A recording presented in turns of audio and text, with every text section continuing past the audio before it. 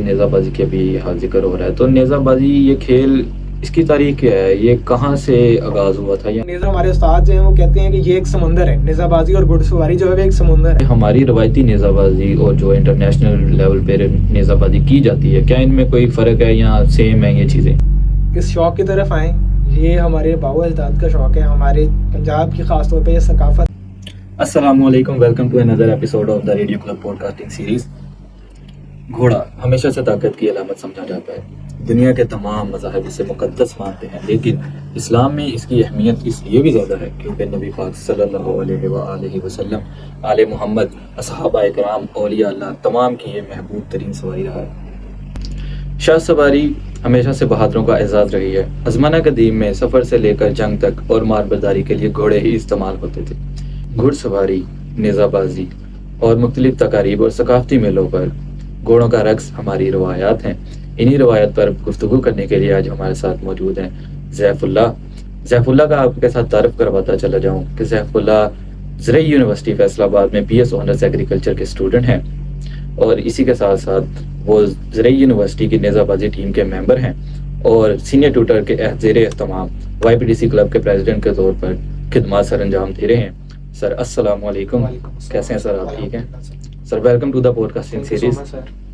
سر آج ہمارا موضوع گفتگو نیزہ بازی ہے، تو سب سے پہلے تو میں یہ جاننا چاہوں گا کہ آپ کا یہ گھڑ سواری کا، شاہ سواری کا یہ شوق، یہ سفر، یہ کیسے اس کا آغاز ہوا؟ سر یہ اس سفر کا آغاز جو ہے وہ وراثتی شوق کے طور پر ہوتا ہے۔ یہ شوق جو ہے مجھے، یہ بلکہ شوق نہیں، میں اس کو جنون کہوں گا۔ یہ جنون جو ہے وہ مجھے وراثت میں ہی ملا ہے میرے باپ دادا اور پردادا سے۔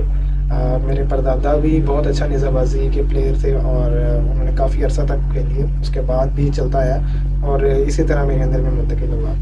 اور جہاں تک نیزہ بازی کا سوال ہے، وہ نیزہ بازی جو ہے وہ ڈائریکٹلی میرے اس یونیورسٹی میں ایڈمیشن سے لنکڈ ہے، کیونکہ جیسے ہی میں اس یونیورسٹی میں ایڈمیشن لیتا ہوں اس کے بعد یہاں پہ مجھے پتہ لگا کہ یہاں پہ ہمارا ہارس رائڈنگ اسکول ہے باقاعدہ، جہاں پہ ٹریننگ دی جاتی ہے اور سارا تربیت کے مراحل ہیں۔ تو میں نے یہاں پہ ہمارا جو ہارس رائڈنگ اسکول ہے اس کے اندر کورسز جو ہے وہ انرول کیے۔ اس کے بعد ایڈوانس کورسز کے بعد جو ہے وہ میری سلیکشن ہوئی جو ہماری نیزہ بازی کی ٹیم ہے، اور الحمدللہ پچھلے 4 سال سے پاکستان پورے میں بھی جہاں پہ بھی ہم لوگ جاتے ہیں یونیورسٹی کا جو ہے نام ہم ریپرزینٹ کر رہے ہیں بطور نیزہ بازی ٹیم کے۔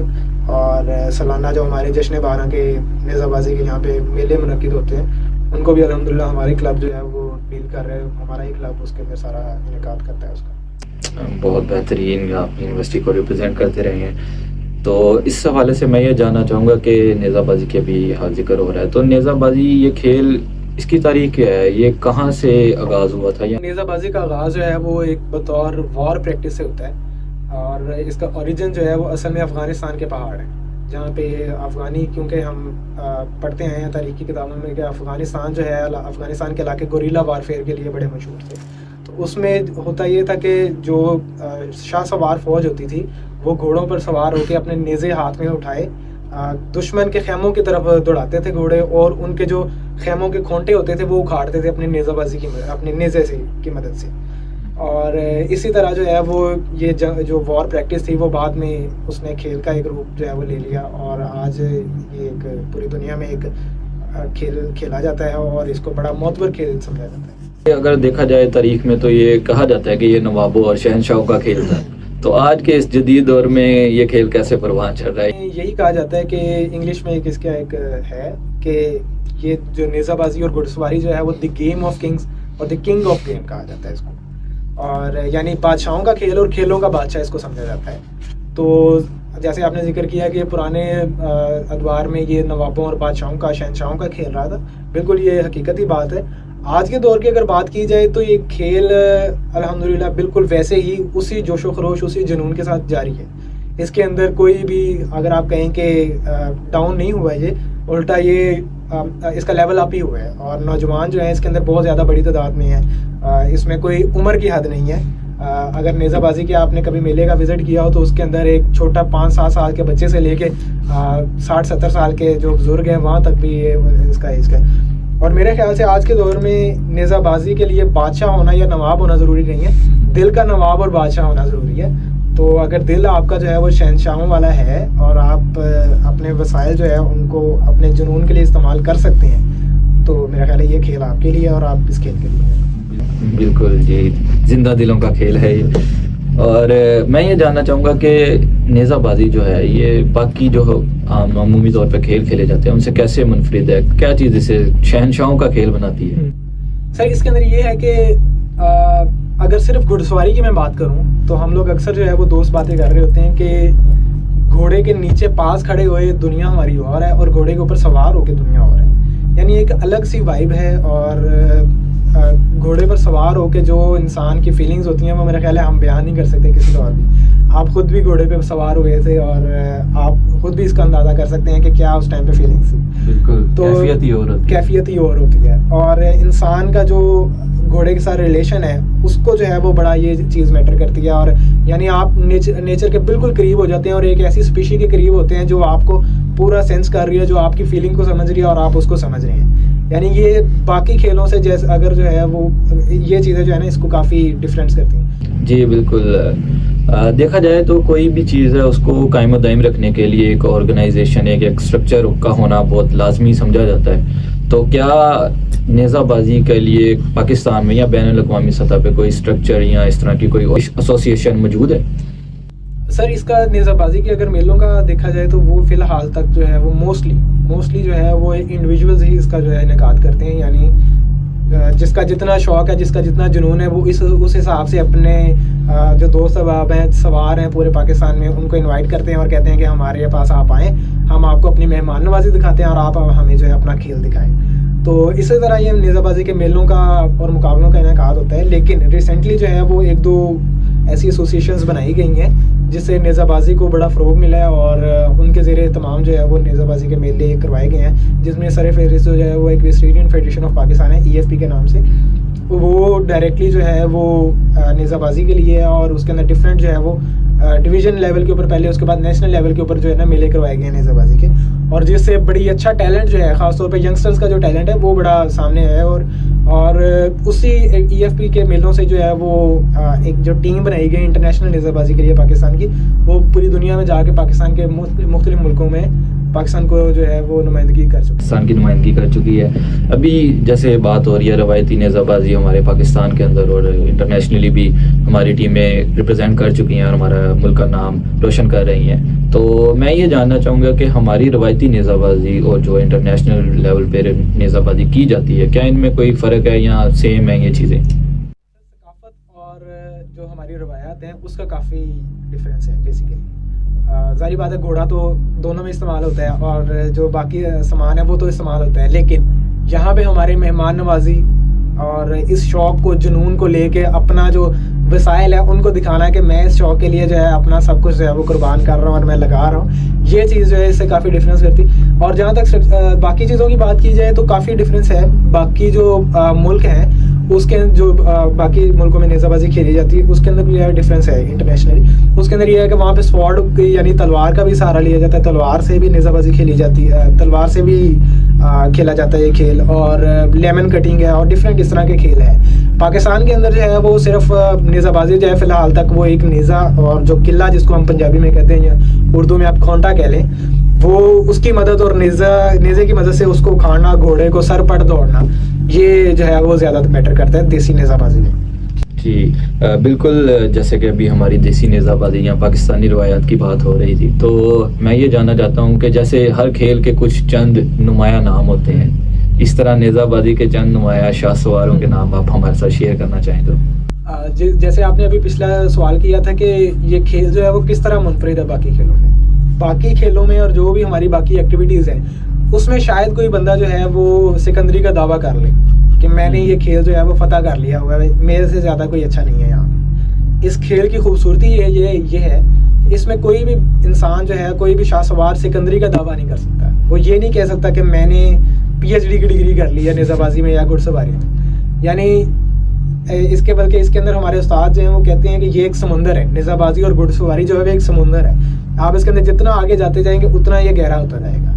تو ظاہری بات ہے جو اس کے اندر جہاں تک پہنچا ہے وہ اتنی گہرائی کے اندر پہنچ گیا, لیکن کنارہ کسی کو نہیں ملا ابھی تک. لیکن کچھ ایسے ہمارے پاس نام ہیں, ہمارے جو بزرگ ہیں جنہوں نے اپنی پوری زندگی جو ہے وہ وقف کی ہے اس کے لیے, اور ان کی باقاعدہ پہچان جو ہے وہ نیزہ بازی اور گھڑ سواری میں جس میں سر فہرست جو ہے وہ نواب ملک عطا صاحب ہیں, اپنا ملک خدایار بچر صاحب ہیں, چودھری باسط امتیاز گل صاحب ہیں, راجہ زرار صاحب ہیں, ہارون بندیال صاحب ہیں, فاروق بندیال صاحب ہیں, اور اس طرح کے ڈفرینٹ نام ہیں جو واقعی جو نیزہ بازی کے لیے جن کے جو خدمات ہیں وہ بڑی ہمارے لیے جو ہے انسپریشن. جی بالکل, آپ نے بہت ہی جامع انداز میں اس سوال کا جواب دیا ہے. تو یہ بات ہو گئی ہماری شاہ سواروں کے حوالے سے. تو میں یہ جاننا چاہوں گا کہ ایک شاہ سوار اور ایک گھوڑا, ان کے تعلق کیسا ہونا چاہیے؟ اس تعلق پہ روشنی ڈالیں. ایک کامیاب نیزہ باز کے لیے کیا آئیڈیل سچویشن ہوتی ہے؟ سر اس کے اندر جو ہے وہ ایک میں مثال آپ کو دینا چاہوں گا کہ جیسے کہا جاتا ہے کہ میاں بیوی جو ہیں وہ ایک گاڑی کے دو پہیے ہیں, ایک پہیا خراب ہوگا تو وہ گاڑی نہیں چل سکے گی. اسی طرح گھڑ سواری اور نیزہ بازی میں بھی گھوڑا اور سوار جو ہے وہ ایک ہی گاڑی کے دو پہیے ہیں. ان میں سے کوئی ایک کی بھی اپنا انڈرسٹینڈنگ نہیں ہوئی دوسرے کے ساتھ تو وہ اچھی پرفارمنس نہیں دے سکے گا. جب آپ گھوڑے پر سوار ہو گئے ہیں, بلکہ انفیکٹ اگر آپ گھوڑے کے پاس بھی کھڑے ہیں تو آپ اور گھوڑا ایک فیل نہیں کر رہے, اور آپ کی اور گھوڑے کی جو تھنکنگ ہے وہ ایک نہیں ہے, تو میرا خیال ہے وہ آپ کی پرفارمنس جو ہے وہ کافی افیکٹ ہوگی اس سے. تو جب آپ گھوڑے پر سوار ہو جاتے ہیں تو وہ گھوڑا آپ کو فیل کر رہا ہوتا ہے اور آپ کو گھوڑے کو فیل کر رہے ہوتے ہیں کہ میرا گھوڑا کیا اس ٹائم سوچ رہا ہے, اور گھوڑا سوچ رہا تھا کہ میرا سوار کیا اس ٹائم سوچ رہا ہے, آگے نیکسٹ موو جو ہے وہ ہماری کیسی ہونی چاہیے. بلکہ اس کے اندر میں ایک سائنٹیفک جو ہماری ریسرچ ہے وہ بھی کوٹ کرنا چاہوں گا کہ ہر اسپیشی جو ہے ہماری اللہ تعالیٰ نے بنائی ہوئی, اس کے اندر دل ہے, جاندار جو بھی ہے, اس دل کی ایک الیکٹرو میگنیٹک ویوز جو ہے وہ پروڈیوس ہوتی ہیں, اور ہر ایک کا وہ ریڈیس ڈفرینٹ ہے. تو گھوڑے کا جو ریڈیس ہے دل کی الیکٹرو میگنیٹک ریز کا وہ تقریباً 8 فٹ ہے, اور 8 فٹ یعنی 360 ڈگری کے اوپر. گھوڑا اپنے دل کی 8 فٹ کے ریڈیس کے اندر جو ہے جو بھی اس کے ساتھ ہو رہا ہے وہ فیل کر رہا ہوتا ہے. یعنی ایک سوار جو ہے وہ گھوڑے کے 8 فٹ کے فاصلے ریڈیس میں کھڑا ہوا ہے, تو گھوڑا اس کو ٹوٹلی فیل کر رہا ہے, اس کو سینس کر رہا ہے کہ میرا سوار جو ہے وہ اس ٹائم کیا سوچ رہا ہے, اس کے دل کی کیا کیفیت ہے, کیا یہ ڈرا بیٹھا ہوا ہے یا اس کو میرے اوپر اعتبار ہے, میرے اوپر یہ کانفیڈنس کر رہا ہے. تو یہ چیزیں جو ہے نا بڑی میٹر کرتی ہیں. تو گھوڑا اور سوار جو ہے وہ ایک ہی گاڑی کے دو پہیے ہیں. ابھی گھوڑے کے حوالے سے بات ہو رہی تھی تو میرے خیال میں گھوڑے کا بھی کافی اس میں کردار ہے. تو ہماری جو روایتی نیزہ بازی ہے جو ہمارے پنجاب یا پاکستان میں کھیلی جاتی ہے, ان میں کوئی گھوڑے کی خاص اقسام یا نسل ہے جو استعمال ہوتی ہے نیزہ بازی کے لیے؟ ہماری جو اپنا ٹریڈیشنل ہماری جو لوکل نیزہ بازی ہے اس میں ہمارے جو لوکل بریڈز ہیں, دیسی بریڈ جن کو کہا جاتا ہے, وہی موسٹلی استعمال ہوتے ہیں. مکس بریڈ ساری باتیں ہو چکی ہوئی ہیں, لیکن یہ ہے کہ موسٹلی جو ہے وہ نیزہ بازی کے لیے ہماری جو روایتی نیزہ بازی ہے اس کے لیے ہماری لوکل جو بریڈز ہیں وہی استعمال ہوتے ہیں. تو کیونکہ جو ہماری دیسی بریڈز ہیں وہ ایک سخت جان اور بڑے جوشیلے ٹائپ کے ہوتے ہیں گھوڑے, اس لیے جو ہے وہ نیزہ بازی کے لیے استعمال. اور نیزہ بازی کا اسٹرکچر کیونکہ اس طرح سے ہے کہ سوار جو ہے وہ اپنے گھوڑے پر سیر میدان کے اوپر جو ہے وہ نیزہ بازی کا جو میدان ہے اس کے اندر چکر لگا رہے ہوتے ہیں, اور گھوڑا اس ٹائم پہ پورا جس کو کہتے ہیں اپنے جوش میں ہوتا ہے کہ مجھے میرا سوار جو ہے جیسے ہی اشارہ کرے اور میں سر پٹ دوڑوں اور اپنے سوار کے اشارے کے اوپر بھاگوں, اور سوار جو ہے اس کو پورے اپنی جان کے ساتھ اس کو اپنے اعتماد میں لے کے اس کو کنٹرول کر رہا ہوتا ہے کہ نہیں, جب تک میں نے نہیں اجازت دینی اور جب تک مجھے اناؤنسر نے اجازت نہیں دینی, میرا نام نہیں اناؤنس ہونا, تب تک میں نے نہیں بھاگنا. تو یہ جو ایک ہمارا جو میدان کے اندر جو گھوڑے اور سوار کا جو تعلق ہے نا یہ بڑا ہی میٹر کرتا ہے. تو گھوڑا جو ہے جیسے ہی سوار اس کو اشارہ کرتا ہے, اشارہ بھی کیا اس کو صرف دل میں سوچنا ہوتا ہے کہ بس یہ اب میرا اناؤنس ہو گیا نام, اب میں نے گھوڑا جو ہے وہ بھاگنا ہے. تو گھوڑا جو ہے وہ سرے میدان سے اپنا سر پٹ دوڑنا شروع کر دیتے ہیں. آپ نے ایک بہت ہی عمومی یا کامن ٹرم یوز کیا ہے دیسی گھوڑے, تو میں یہ چاہوں گا کہ دیسی گھوڑے اصل یہ ٹرم کیا ہے یا اس نسل کو کیسے آپ بیان کریں گے؟ سر دیسی اگر ورڈ صرف دیسی کی اگر تاریخ دیکھی جائے تو وہ ڈائریکٹلی جو ہے ہمارے برِ صغیر کے جو لوگ ہیں ان کے لیے استعمال ہوتی تھی. یعنی ہمارے جو برِ صغیر کے پرانے ادوار میں بلکہ آج بھی لوگ جو ہیں وہ باہر کے کسی بھی کنٹری کے اندر یورپن میں جاتے ہیں یا امریکہ وغیرہ میں جاتے ہیں تو وہاں پہ ان کو اگر ہسٹری کی ٹرم میں دیکھا جائے تو ان کو دیسی کو کہا جاتا ہے. یعنی یہ لوگ جو ہیں وہ دیسی ہیں, جیسے ہمارے ادھر انگریزوں کو کہا جاتا ہے کہ یہ ولایتی ہیں, اسی طرح انگریز جو ہیں وہ ہمیں دیسی کہتے ہیں. تو ہماری جتنی بھی یہاں پہ ہماری لوکل بریڈز ہیں, ہمارے لوکل انسان ہیں, یہاں کے رہنے والے, یہاں کی چیزیں ہیں, یہاں کے کھانے ہیں, ان کو ہم دیسی کہتے ہیں. تو اسی طرح دیسی گھوڑا جو ہے وہ ہمارا لوکل یہاں کا اوریجنل بریڈ ہے. اب یہ وجود میں کیسے آیا تھا اس کا بھی میں تھوڑے سے آپ کو ایک کنسائزلی بتا دیتا ہوں کہ पंजाब के अंदर या हमारा जो बर सगीर का इलाका है, इसके अंदर डिफरेंट अदवार के अंदर जो है वो मुख्तलिफ कौमों ने आके हुक्मरानी की। अंग्रेज़ हैं, मराठे हैं, जो भी मतलब बाहर से अक़वाम ने आके जो है वो हुक्मरानी यहाँ पे की है। तो जब वो कौमें जो हैं वो यहाँ पे हिजरत करके आती थी, तो आते हुए अपने इलाकों की ब्रीड्स लेके आती थी। घोड़ों, जारी बात है उस टाइम पे घोड़े इस्तेमाल होते थे अपना आमदोरफ्त के लिए। तो जब वो घोड़े यहाँ पे आते थे तो वो यहाँ की मुकामी घोड़ियों के साथ उनका मिलाप होता रहा, जिससे एक जो प्री फाइंड जो हमारा देसी घोड़ा है वो वजूद में आ गया। यानी जो आज हमारे पास देसी नस्ल के घोड़े मौजूद हैं, इसके अंदर मुख्तलिफ इलाकों के खून मौजूद है, जिसमें एक बहुत बड़ी तादाद थॉरोब्रीड और अरबी घोड़ों की भी है। भी देसी घोड़ों के हवाले से काफ़ी तफसीली तौर पर ज़ैफ़ ने बताया है। तो इसी वाले से मैं आपको बताता चला जाऊँ कि ये मेरे ख्याल से यूनिवर्सिटी की पहली ऐसी किताब है जो घोड़ों पे लिखी गई है, और वो ज़ैफ़ुल्लाह लिख रहे हैं। तो मैं उनसे जानना चाहूँगा कि कैसे इस किताब को लिखने का ख्याल आया, या अमूमी तौर पर देखा गया है कि हमारे ये कल्चर नहीं है किताबों का लिखना, ख़ास तौर पे इस तरह के मौजू पर।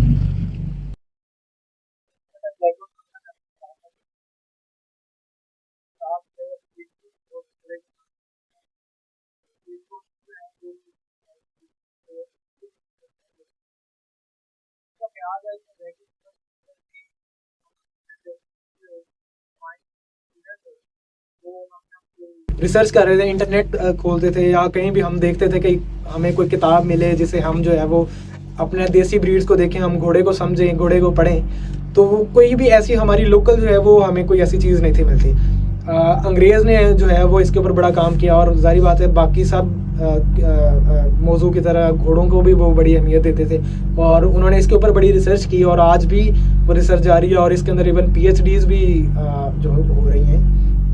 तो बस ऐसे ही ख्याल आया कि मेरे पास प्लेटफॉर्म मौजूद है हमारा एग्रीकल्चर यूनिवर्सिटी का।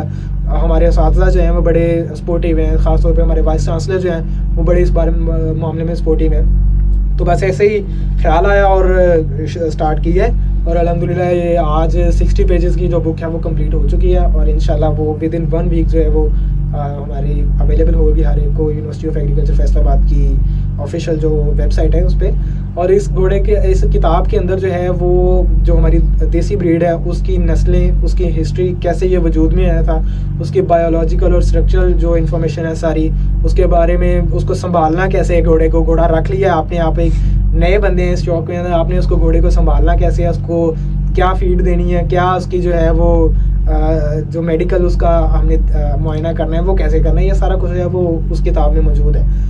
और इसके अंदर मैं कहूँगा कि इस किताब को पब्लिक होने में सबसे ज़्यादा क्रेडिट जो है वो मेरा ख्याल है कि हमारे वाइस चांसलर को जाता है, जिन्होंने मुझे टोटली जो है वो हमें इसके अंदर सपोर्ट किया। डॉक्टर शौकत अली ने स्पेशली उनसे कहा कि ऐसे स्टूडेंट हैं हमारे, उन्होंने इसके ऊपर जो है वो कोशिश की हुई है।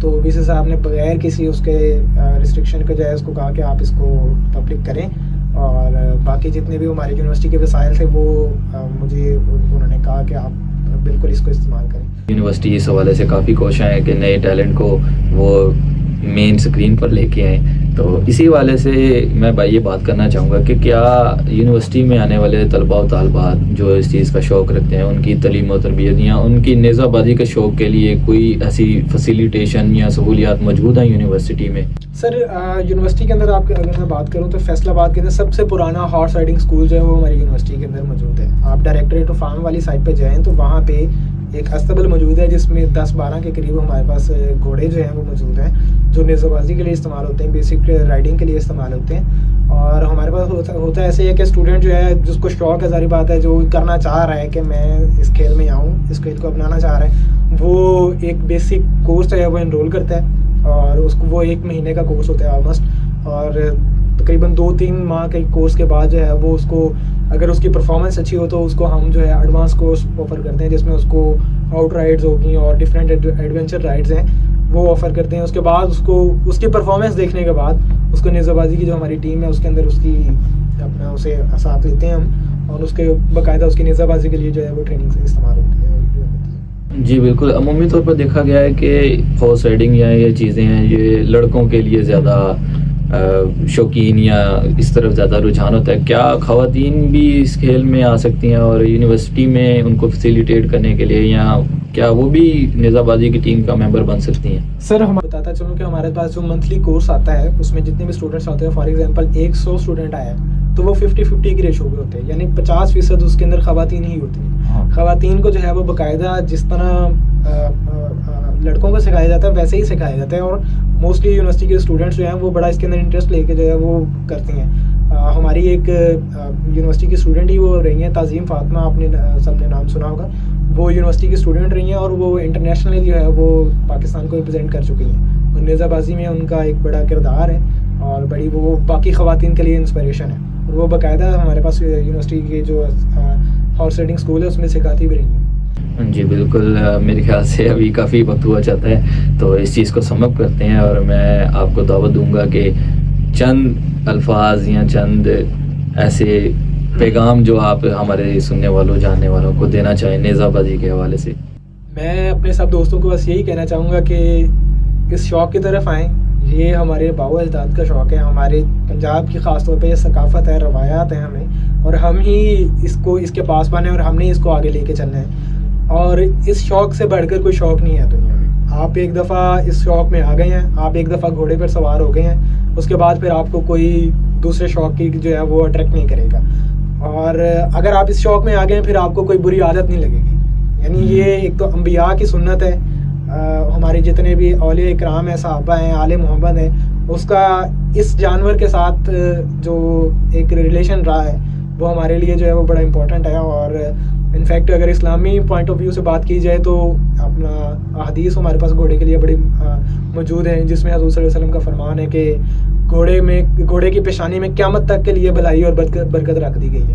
یعنی جب نبی صلی اللہ علیہ وسلم نے ہمیں فرما دیا ہے کہ گھوڑے کی پیشانی میں برکت اور بھلائی ہے صرف, تو اس سے بڑھ کر کوئی اور شوق نہیں ہے. بہت بہت شکریہ زیف, آج یہاں آنے کے لیے, اپنا وقت نکالنے کے لیے. ملتے ہیں اگلے ایپیسوڈ میں, تب تک کے لیے اپنا خیال رکھیے گا. اللہ حافظ.